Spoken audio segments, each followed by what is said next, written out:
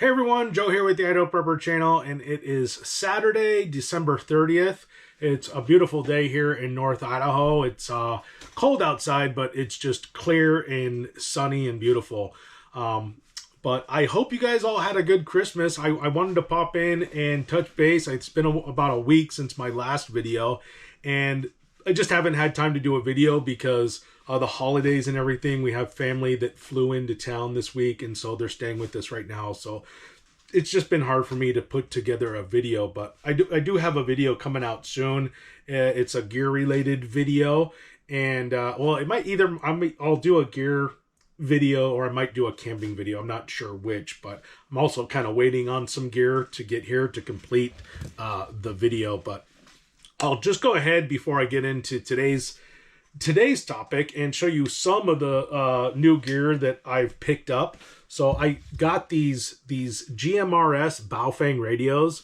I'm really excited about these. I'll make sure to leave links in the description, but these are like the perfect prepper radio. If you want to get into just get a nice powerful two-way radio system for cheap, like these are really well made, waterproof, well constructed. Both of these radios as a kit came for like 38 bucks. I picked them up for $38. So awesome deal. And they're right out the box, ready to go. There's no programming required, which is really nice for those of you who just, with a lot of those the Baofeng UFE5R, it can be a little complicated if you don't know your way around radios, and you have to do quite a bit of research to get those programmed, and it can be kind of a nuisance. But if you're just looking to get into a radio system that you can kind of communicate with your friends and neighborhood and your family, this is probably the way to go. So GMRS, it stands for General Mobile Radio Service. You do need a license to operate these, but there's no test required. So you just go to the website. I can't remember off the top of my head. And you just get the license. I think it's cheap. It's like under $40, and it lasts for 10 years, and your whole family can run off that license. And they give you a call sign and everything. So it's pretty cool. And if you have repeaters in your area, these can run off the repeaters, and you can really communicate long distance. These radios also have like an AM FM radio that's really easy to function. They have a light on here as well, and then they have the NOAA weather frequency button. So super easy to use and really well made. Plus the charging cable, it's a cable, which is really nice. So all you need to charge these is a cable, as opposed to the the little registers that you normally put these in. So if you want to put these in your bug out bag, it's just, they don't take up as much room as a system because the charging unit is now just a cable. The other thing I got was this Garmin. This is the eTrex 22X. So I'm excited to start using this. I just started learning about it, so it's quite a learning curve. There's a lot more stuff on this than I realized, so I'm gonna have to read up a lot on this, but I'm excited to use that. The other thing I got is this Boreal 21 folding saw. So this is going to make very quick work of my shelter building. So I'm excited to have got this, and it just kind of clicks into the handle like so, and you have an awesome saw. So this is definitely going to make my shelter building go a lot easier. So definitely excited about this as well. And then the next thing I got is this MOLLE pouch. So this is made by One Tigress, I believe. But it's just a basic pouch. It's got the MOLLE on the back. You can pretty much strap this anywhere on the outside of your bug out bag. But I got this for my bug out bag, the belt on my bug out bag, as just kind of an admin pouch, because I had some things that I actually wanted to get out of my chest harness that I usually work in coordination with my bug out system, and just have on, rather have it on my belt than on my chest. So I'll be doing a video on this pack soon. And then the next piece of gear I just picked up are these Vortex binoculars. So the only pair of binoculars I had were these really small pair of like cheap, I can't, they were like Bushnell or something. So it's nice to finally get into a proper set of binoculars. So I'm excited to get out in the field and test these out. Pretty much have just kind of looked out my window with these so far. So definitely excited to get out in the field and check these out. All right, so with that out of the way, I'll go ahead and get into today's topic, which is how I got into prepping and how I started prepping. So this is a subject that I kind of touched on a few times in my live streams, which I don't do so much anymore. They just kind of got difficult to do.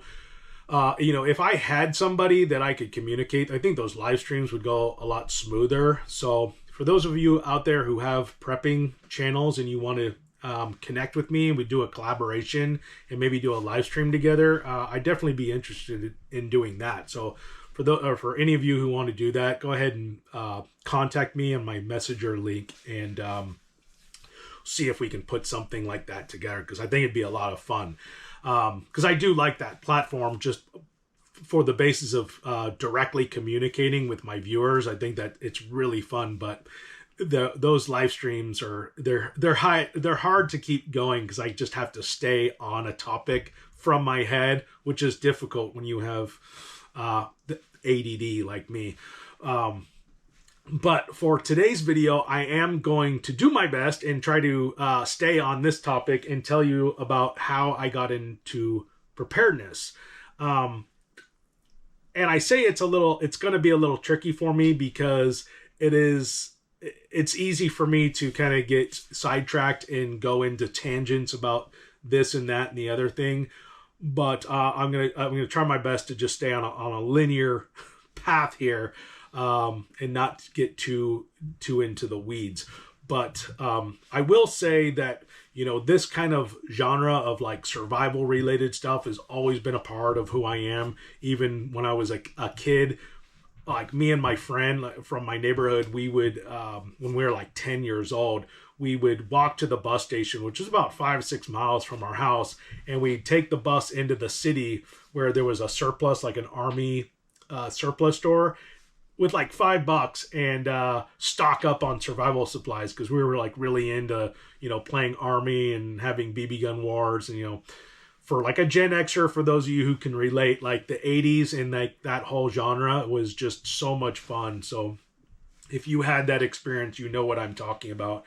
But it was a lot of fun. So we would go into this surplus store into the city, and with $5 you could get like the face paints and like the camo tape to wrap your guns. And I think paintball was just becoming a thing back then, and so we were into that. And so yeah, we were just having a ton of fun. But like I said, it's always been this kind of stuff has just always been a part of my life. And so as like into my 20s and 30s, I started just becoming more focused on my career, which those of you who might know, I am a painting contractor by trade. And so in my 30s, I was working full time as a painting contractor, and it was right during the, this was like in, I don't know, I'd say 2005, right when the housing market started. Well, the housing market started to take off in, I want to say 99, because it was right when the .com boom happened, and there was just a ton of money pouring into our country, and people were putting a lot of that money, especially it was when Silicon Valley was becoming relevant. And so there was a ton of money in California, especially, and a lot of those tech, giants were just becoming a thing back then. And a lot of the smaller startups, the .coms, it was a lot of new money, and they were putting, just spending it like crazy. And that's when like the time of SUVs and like the Hummers were like a thing, and everyone was driving around in a Hummer and like had TVs in their car. It was just total like spending craze. I mean, everybody was just spending their money like like it was growing off of trees. And so yeah, everybody was getting into, buying big homes that they couldn't afford, cars they couldn't afford, flat screen TVs. And so yeah, we all remember that. It was just it was destined for destruction from the beginning. And so I was just getting my business going at that time, which was good for me because it helped get my business up off the ground like really quick. So once I had gotten licensed, my painting business just took off. And but it kind of gave me a false sense of reality as time would move on. But around 2005, I was convinced by different family members to buy a home. Like, this is what you want to do. This is the investment you need to make. And so I took whatever, money I could scrounge up for a down payment. And, I was making money, but I wasn't making that good of money, to afford a house. But I went ahead and did it anyways, because I was just told this is, that was the financial advice I was given. This is how you're going to get rich. You go out and you buy a home, you get a mortgage payment. You buy a $350,000 home and you pay, $3,000 mortgage payments to it. And somehow that, I don't know, was going to make me rich. So I will say that, around 2006, so a year into it, obviously, the house went up in value, and I remember thinking of selling. Kind of a long story, but I wanted out, and everybody talked me out of it. No, don't get out, just stay in it. And that proved to be the worst case scenario, and I did. And so, against my better judgment, I stayed in that house, and I just kept making the payments. And then, literally, it was like the next year, everything tanked, or I don't know, a few years into it, I want to say 2009, everything tanked. And what it was for me was that I just didn't have work. Like, work stopped coming in. So this is how it all kind of fell apart, because I had a house I couldn't afford. I could make the payments, but that didn't mean I could afford it. I was living month to month like everybody, and not thinking there was anything wrong with that. I wasn't putting any money aside or anything like that. The idea of things coming to an end and the music stopping never even crossed my mind, really.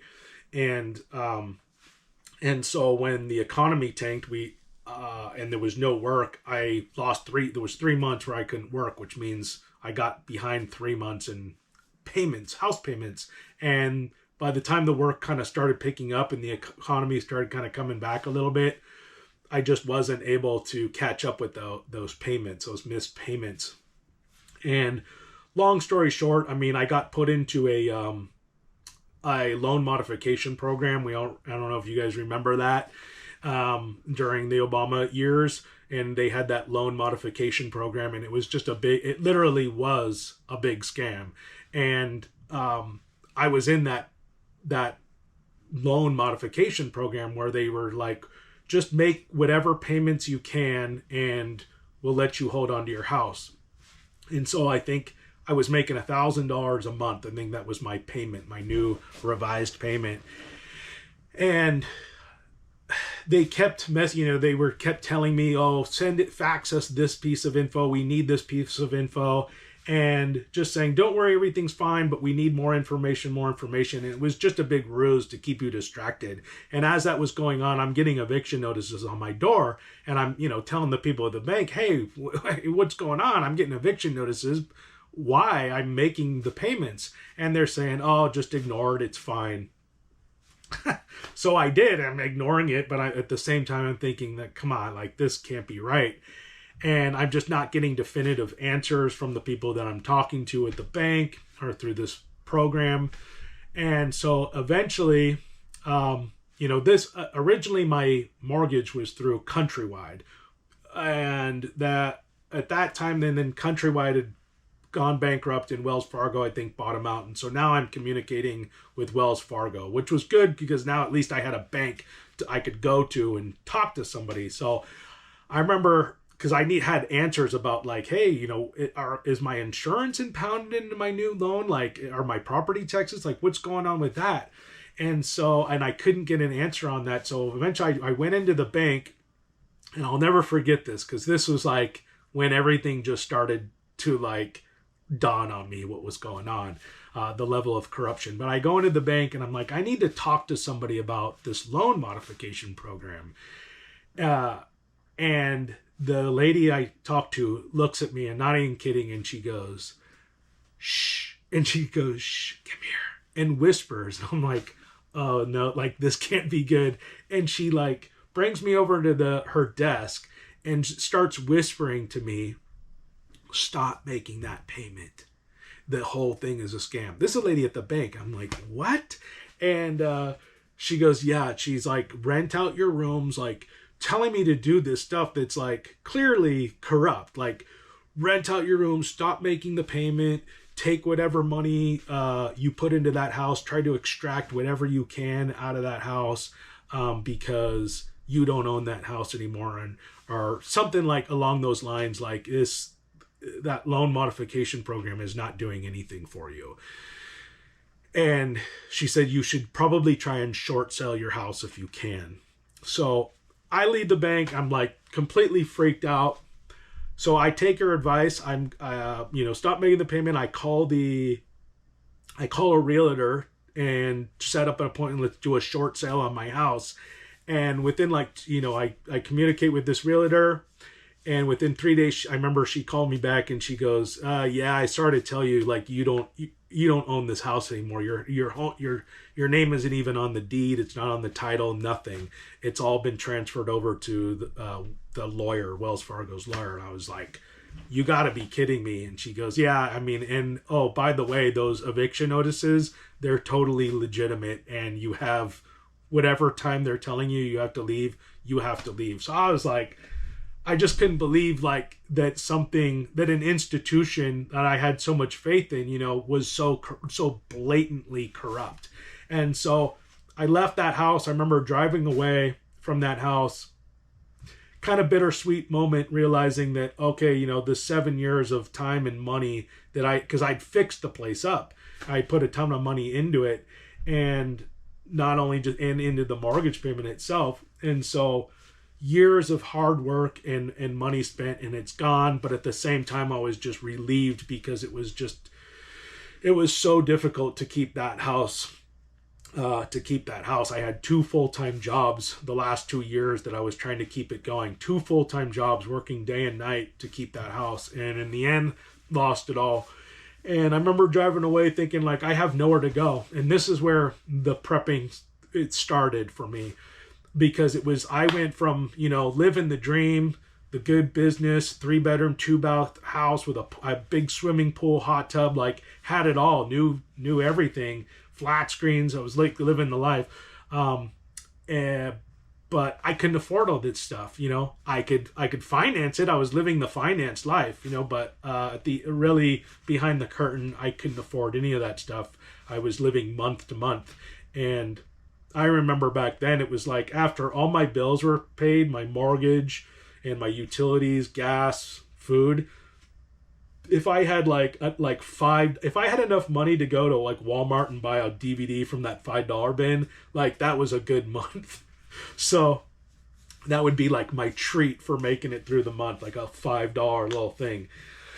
So it was rough time. So it was kind of, even though I had lost so much, it was good to get away. But as I was driving away, I remember I had nowhere to go. I didn't know where I was going, and I had zero money. When I left that house, I had zero. I probably had enough money to get my gas tank to get me to my next location, and that was it. But there was no money for food, nothing. And I remember thinking, I couldn't believe that I had allowed myself to get into that situation. I couldn't believe that, because I was a responsible person. I mean, I was doing everything I was told to do.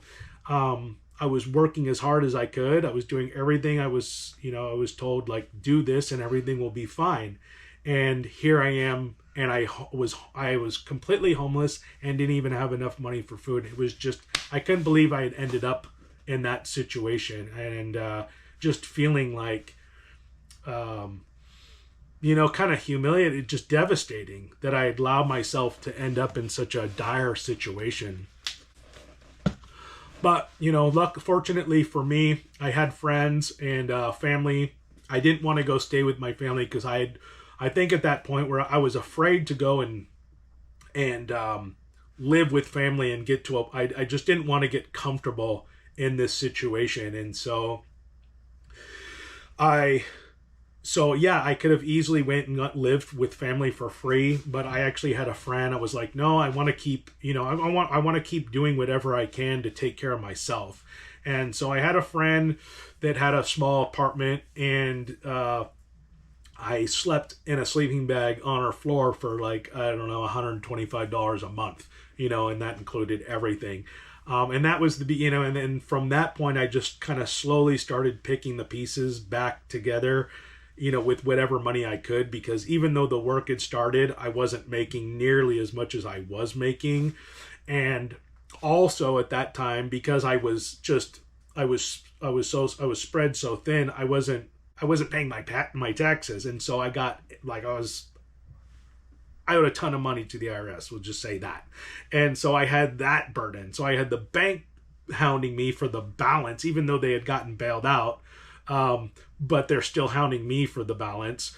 And then I had the IRS wanting their money. So it was a very dark place, and I was living on I'm out of my sleeping bag.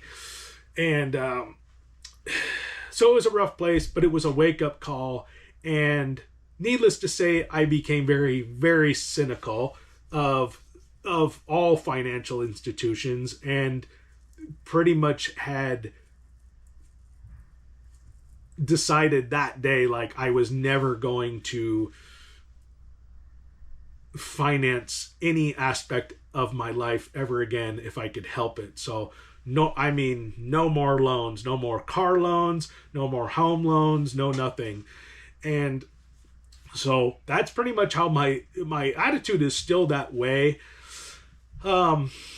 Obviously the anger and a lot of the cynicism, for the most part, has kind of subsided. However, I still would never take out a loan that big on something that was as critical as my shelter. So that was what I kind of realized right off the bat, that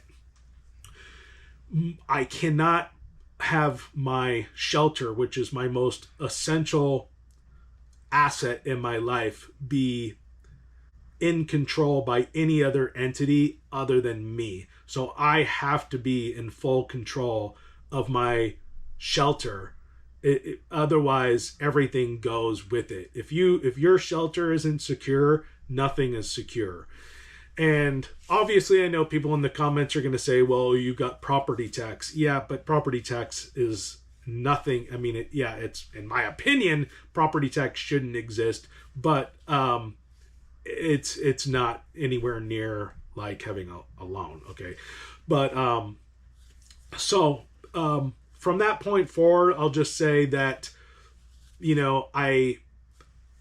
I just started saving my money. I just started being a lot more smarter with my money. And one of the strategies that I took on was the financial platform laid out by Dave Ramsey, who pretty much says to kind of do everything in cash.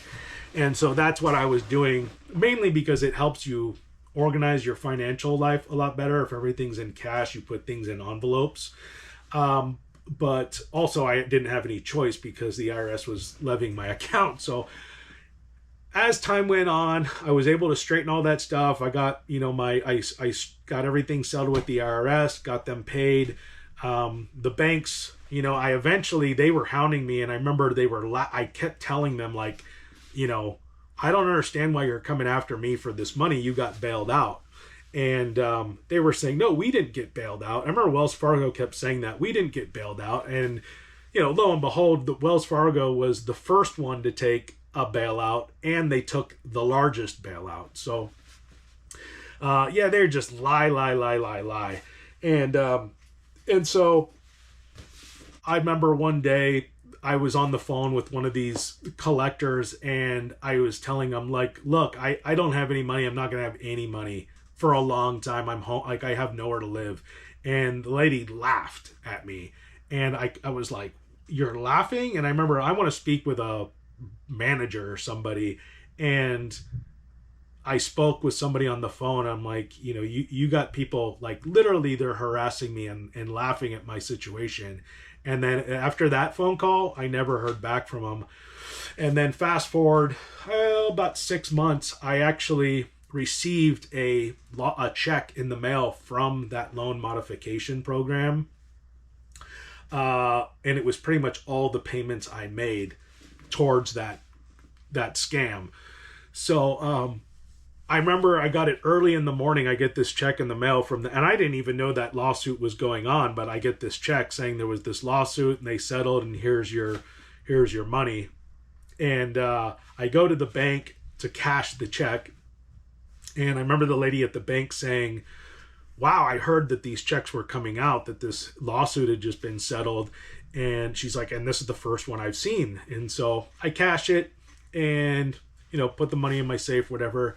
And then I remember going back to the bank a week later, and I see that same lady, and she goes, what's crazy?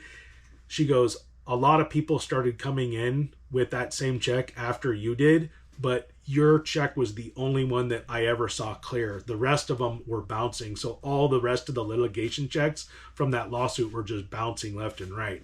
So I guess I was lucky to, even get my money from that. So yeah, it just, to say the least, it made me extremely skeptical and cynical of our financial institution. So from that point on, I was like, that's it. When it comes to money and my life, like, I'll take care of it. Like, absolute worst case, like, I'm never going to take out another loan unless it's just absolute life and death.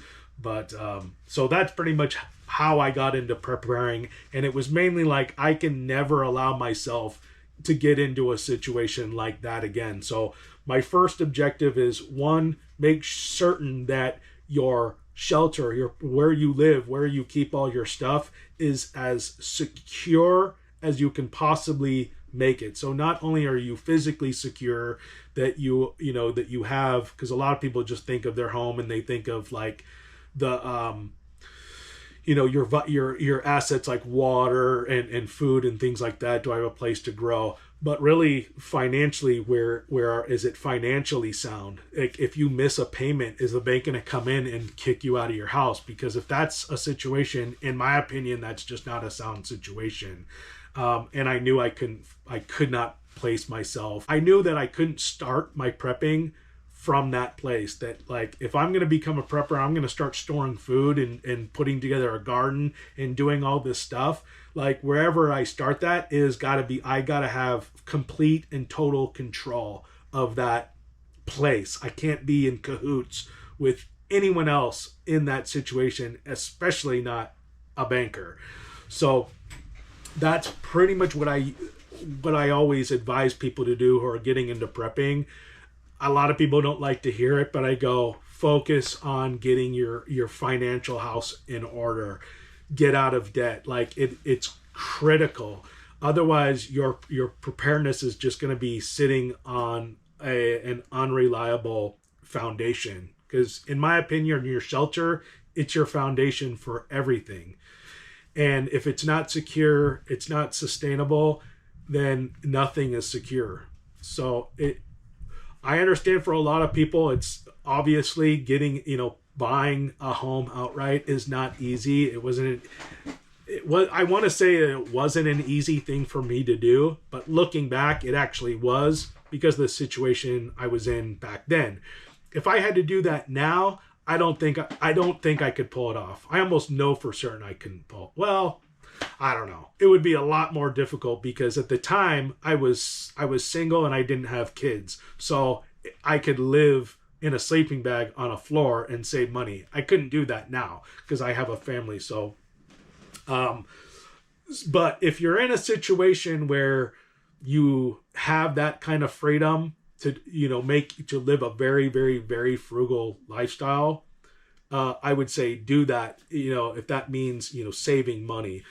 So I tell a lot of young people that don't know, like, what direction to go. I go, man, like, get a van or something, like, and just live in that. And, keep your overhead as absolutely low as possible and save your money, save it, and then buy something outright.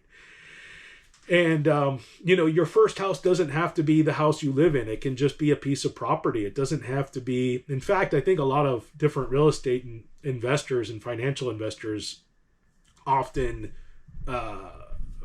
recommend that if you're going to buy a home, at least from the standpoint of an investment, to not let your first home be the home you live in. Have it be something that you rent out. But that's not what I did. The first home that I bought was a home that my family and I all lived in. And, and it's been a godsend. I definitely wouldn't be able to live the life I live now if I hadn't done those things back then. And it wasn't really that difficult. I mean, a lot of other people would see that as difficult because of the certain sacrifices I had to make. But to me, the sacrifices were very, very superficial.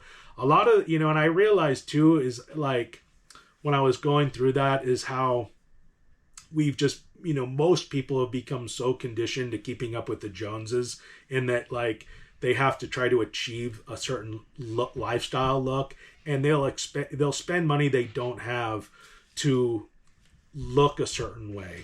And that's what I found to be true, is most of the people who I would look at and think wow, they're doing really good. On paper, they weren't doing good. On the outside, it looked good. They had a big house and a brand new car and nice clothes, but it was all finance, which means at the end of the day, they really don't own any of it. They probably own, legitimately only own 20% of it. But the rest is in the hands of the bank. And so I learned early on from that experience that that's just a total unsustainable place to be. Especially with the world we live in and how unpredictable things are, and how, the economy can just end like that, and learning that the music can just stop like that. And if you're living month to month, all that stuff goes away. The banks come in. There's nothing anybody's going to do to stop that. It's just going to come in. You're going to lose everything. And so that was my wake up call. And that is pretty much how I formulate my prepping strategy, is around that day. So I put, the food I put together from behind me is basically, it's enough food to get us by as a family if, say, the inflow of income that we make or money just stopped. This food basically represents about a 6-month period of time that will allow me to come up with a food strategy that fits around whatever circumstance arises. I hope that makes sense. And I always have a hard time kind of articulating what I mean by that. But if something were to happen, we don't know what's going to happen financially, but let's say something happens, whether it's the economy comes to an end, whatever, dollar collapses, or the food chain ceases for some reason, who knows why. But for whatever reason, we no longer have the ability to go to the grocery store and buy food. This food back here represents food that we would need to plan that time. So that, I would say, it's about 6 months, and 6 months is about as much time as I would need to formulate a strategy around whatever situation that was coming, that would create a more sustainable food source. I apologize. I just hacked the hell out of that explanation. I understand. I need a better brain. But I think most of you understand what I'm saying. But that's what that represents. Same thing with my house. I don't have a mortgage payment on the house, but I do owe property tax on the house. The property tax is extremely affordable. And I not only have it represented in cash, I always keep enough cash to pay the property tax. It's really and extreme emergencies. So I always have enough cash on hand to deal with emergencies like a car breaking down, something like that, or property tax, something like that. But I also have that recognized in silver. So, and that's not to say that I think, because I always know people are going to say, a lot of people are dead set, like silver is the answer. And a lot of people are like, oh no, silver's not going to work. I'm kind of in the middle. So I just went ahead. I bought the silver when I bought it. It was actually when it was still relatively affordable. And, I remember I'm like, I want about enough silver to pay for 3 years of property tax. So that's what I have, enough silver to pay for 3 years of property tax, because I know at the end of the day, that's my goal. If things get really bad, that my main focus is going to be to secure my home in any way. That's where all of that's at the end of the day, that's what I have to absolutely make certain that stays intact, is our home. Obviously, and then, securing the home and doing all those things, but mainly to keep it secure from a collector or somebody coming in and taking it.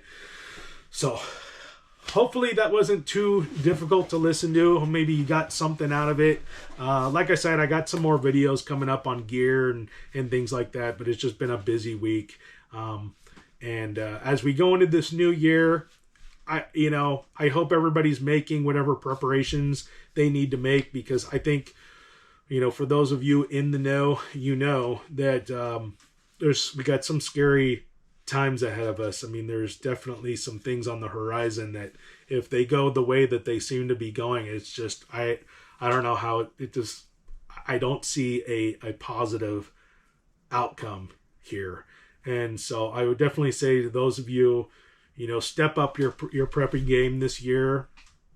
Whatever you think you need to do those things. But, my main piece of advice to anybody who's getting into preparing and where they should start is like, well, if you can do it, pay off your debt. Like, number one, that's what I'd say. If you have the means of doing that, and that's what I would say to do. I understand that everybody's in that situation. Like I said, I mean, if I had a family, and I was trying to get started, like, there's just no way I'd be able to do what I did in my 30s when I was single and didn't have kids.